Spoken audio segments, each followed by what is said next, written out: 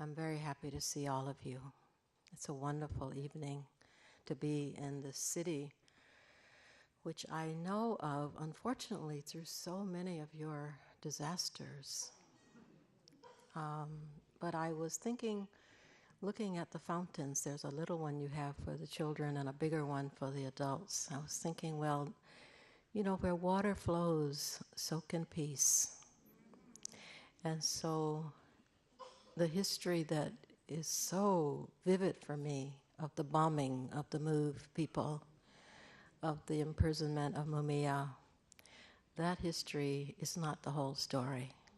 And it's very good to remember that and to see that we make our way every day, every single step can be a different direction. So as I was thinking about what I wanted to talk about and read about, and I don't have a whole lot of time, but I wanted to start by mentioning something that I find very disturbing, which is that our country, and we're not alone. This country's not the only country making a lot of war in the world, but we're making some really terrible big ones. And we, bomb and shoot these people over generations, starve them, have blockades, Cuba, for instance, Iran, other places in the world. And then when we have someone in, quote, leadership who says, well, we'll start a slow withdrawal, and we start thinking, oh, well, the war's over. Well, I was reading, or maybe I heard this somewhere, and this is just something for us to meditate about, that the children in El Salvador, I believe, where the war went on forever and will never end, really, the children have been left so impoverished that they can no longer eat without having pain in their teeth. Because what has the war left them with? The war has left them with toothache forever. This is what war does. It isn't just that when you stop shooting people, bombing their houses and, destroying everything somehow that they're going to be okay. They're not. So I wanted to start there and also to go on to these two new books. Now, I have been trying for, I guess, the last 20-something years to stop writing books. And I keep, I totally get it that I work for the ancestors. And I sometimes will feel very free. I finish something. I remember finishing The Color Purple 30 years ago and just weeping in joy, okay, I'm done. And I have had that scenario with myself many times, thinking I'm done. But anyhow, so this book, I'm going to read first from The Cushion in the Road. And I wanted to read a little bit about how that came about. How did I come to think of the life that I lead, which is when I'm not, on the road somewhere, is so quiet, is so meditative, it's so contemplative, it is so happy with me and my sweetheart, who is a musician. One of the ironies of life, of course, is that I love quiet so much that I fell in love with the person who plays trumpet. And so, life, I'm sure it's the same with you. Life is always just, telling us, who do you think is in charge?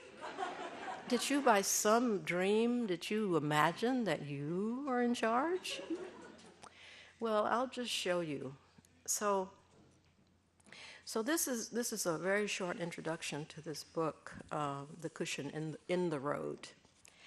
I have learned much from Taoist thought. It has been a comfort to me since I read my first Taoist poem, which was sitting quietly, doing nothing. Spring comes, and the grass grows by itself. To me, this is a perfect poem. But there is also, from that tradition, this thought: a wanderer's home is in the road. A wanderer's home is in the road. This has proved very true in my own life, much to my surprise because I am such a homebody. I love being home with my plants, animals, sunrises and sunsets, the moon. It is all glorious to me. And so when I turned 60, I was prepared to bring all of myself to sit on my cushion in a meditation room I had prepared long ago and never get up. It so happened that I was in South Korea that year, of course, and South Koreans agreed with me. In fact, in that culture, it is understood that when we turn 60, we become eggy. It sounds like eggy, though perhaps this is not how Koreans spell it. And this means we are free to become, once again, like a child. We are to rid ourselves of our cares, especially those we have collected in the world, and to turn inward to a life of ease, of leisure, of joy. I loved hearing this. What an affirmation of a feeling I was already beginning to have. Enough of the world. Where's the grandchild? Where's the cushion? And so I began to prepare myself to withdraw from the worldly fray. There I sat finally on a cushion in Mexico with a splendid view of a homemade stone fountain with its softly falling water, a perfect soothing backdrop to what I thought would be the next and perhaps final 20 years of my life. Unlike my great-great-great-great-grandmother who lived to be 125, I figure 80 is doing really well. And then a miracle seemed to be happening. America was about to elect or not elect a person of color as its president. What? My cushion shifted minutely. Then, too, an unsuspecting guest left the radio on, and I learned that bombs were falling on the people of Gaza. A mother, unconscious herself, had lost 5 of her daughters. Didn't I have a daughter? Would I have wanted to lose her in this way? Wasn't I a mother, even if reportedly imperfect in that role? Well, my cushion began to wobble. I had friends who became eggy and managed to stay eggy. I envied them. For me, the years following my 60th birthday seemed to be about teaching me something else, that yes, I could become like a child again and enjoy all the pleasures of wonder a child experiences.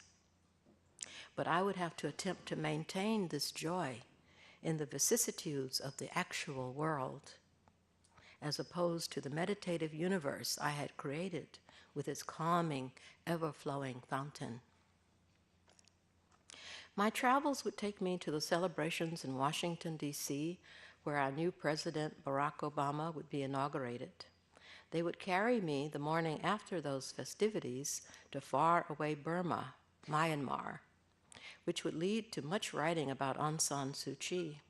They would take me to Thailand for a lovely trip up a long river where I could wave happily at the people who smiled back when smiled upon. They would take me to Gaza, yes, and much writing about the Palestine-Israel impasse. To the West Bank, to India, to all kinds of amazing places. Like, for instance, Petra in Jordan. Who knew? I would find myself raising a nation of chickens in between travels and visits to holy people in Kerala, Oakland, Woodacre, and Dharamsala. My cushion, the fountain, the peace, because of my attention to some of the deep suffering in the world, sometimes seemed far away. I felt torn, a condition I do not like and do not recommend. And then, in a dream, it came to me.